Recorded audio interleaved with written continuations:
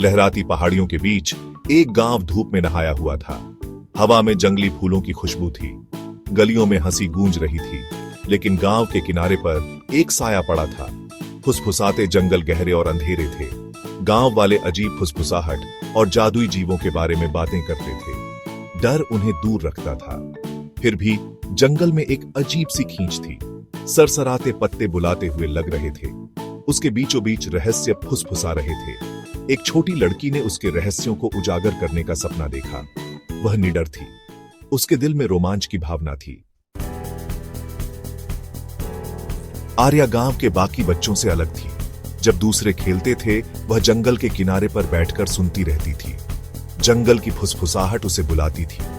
वे छिपे हुए अजूबों और अनकही कहानियों के बारे में बताते थे। आर्या उन्हें सुलझाने के लिए तरसती थी। एक दिन उसने जंगल में जाने का फैसला किया।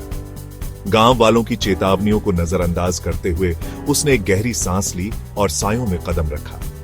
उसके पीछे सूरज की रोशनी फीकी पड़ गई। फुसफुसाहट तेज हो गई। आर्या का दिल उम्मीद से धड़क रहा था। उसका रोमांच शुरू होने वाला था। जंगल ने आर्या के इरादे की परीक्षा ली। कांटेदार झाड़ियों ने उसका रास्ता रोक दिया।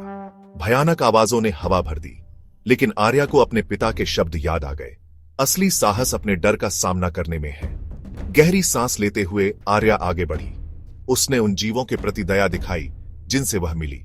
एक खोया हुआ हिरण का बच्चा, एक चहचहाता पक्षी। हर मुलाकात ने जंगल की अच्छाई में उसके विश्वास को मजबूत किया। उसका दिल करुणा से भरा हुआ उसे जंगल में और गहराई तक ले गया।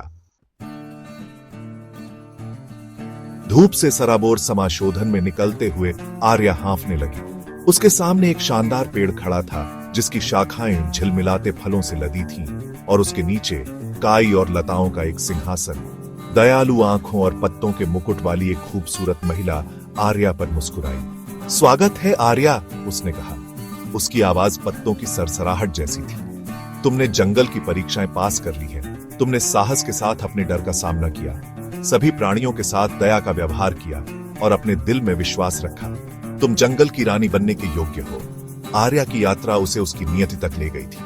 उसने फुसफुसाते जंगल के बीचों बीच अपनी सच्चाई पाई थी। उस दिन से आर्या ने बुद्धि और करुणा के साथ शासन किया, यह साबित करते हुए कि साहस, दया और विश्वास किसी भी बाधा को जीत सकते हैं। फुसफुसाते जंगल अब डर की जगह नहीं रहे, बल्कि शांति और आश्चर्य का आश्रय बन गए।